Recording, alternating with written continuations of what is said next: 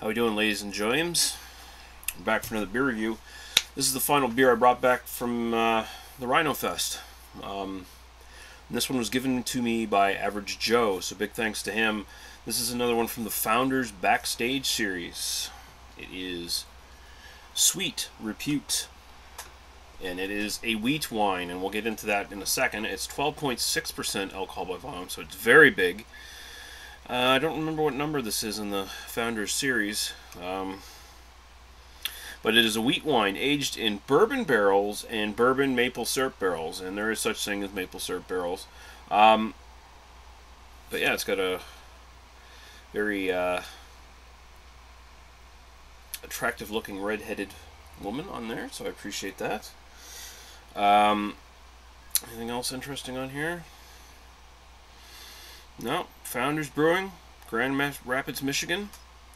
Hopefully it's better than the Mango Magnifico. Explain now what a wheat wine is, because I didn't actually really know what it was. Apparently it is a version of an American-style barley wine where at least half the malt bill is wheat.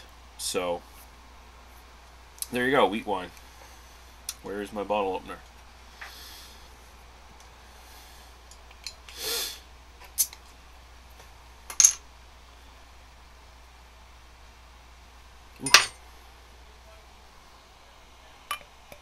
So because there's wheat in the actual malt bill, you'd probably expect a bit more creaminess, a bit more maybe musty malt character, generally a bit of a lighter body, maybe a bit smoother.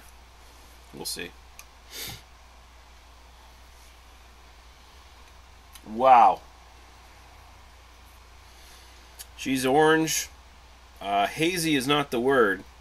That's got some pretty big particulates floating in it, so a lot of definitely unfiltered.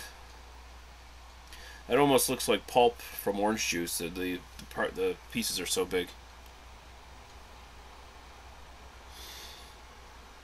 A little bit of a slight head there. All right, let's go right to aroma. Ooh.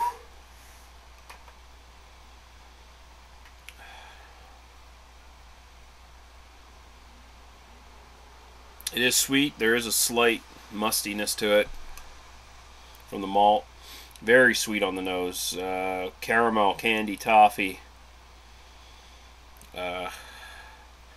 Definitely a very sweet, almost maraschino cherry kind of component to it. Maybe a little bit of a citrusy, sort of the typical orange marmalade character. Fruitcake character you sometimes get in like British barley wines. Seems a little that's present in the actual aroma here, and I'm definitely getting a little bit of a maple scent peeking out through there. In fact, now that I'm drawing on it a lot more, it seems like it actually is just almost all the maple coming out now.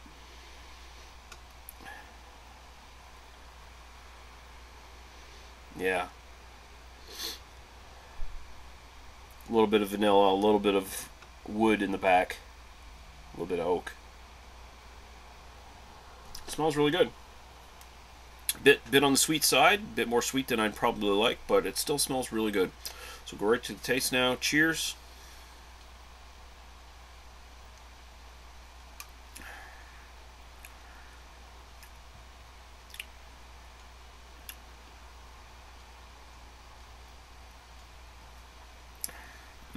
Mouthfeel is very smooth and creamy.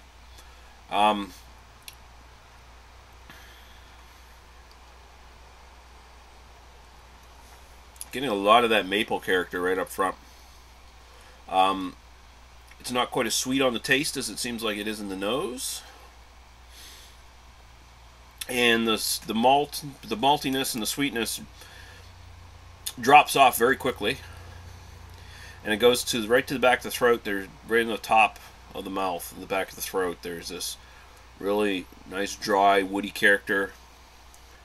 I'm guessing it's both a bit of the barrel and a bit of the alcohol coming out.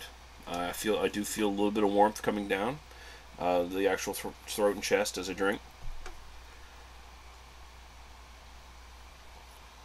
In fact, it is, now that I taste it more, it is a tad boozy, but not to any degree that's bad. The malt more than backs up and balances out any booziness in this. A lot of maple character up front. Probably one of the best maple beers I've ever had, honestly. You could sort of get around calling it that, although they don't actually put maple syrup in it, but the barrel character, the maple, really does come out stronger than in actually most maple beers I've actually had. So,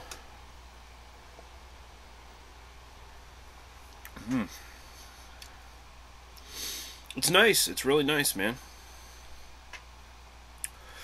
I think some of the complexity gets lost by that maple character. It kind of, sometimes I feel like there's vanilla and a little bit of citrusy sweetness, tart character coming out, but the maple seems to just jump right out again and swallow it all up, so you're not really sure what you're getting.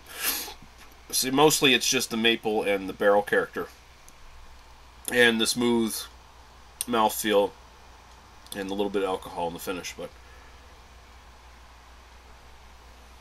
the body's definitely a bit lighter than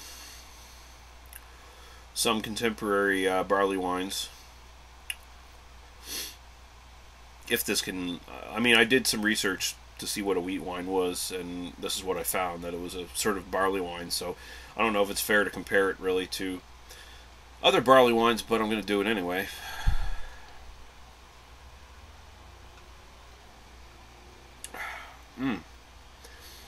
That little bit of alcohol stringency and the barrel character that finishes in the end, you get some like tannic quality. It works really well. Nice lingering finish.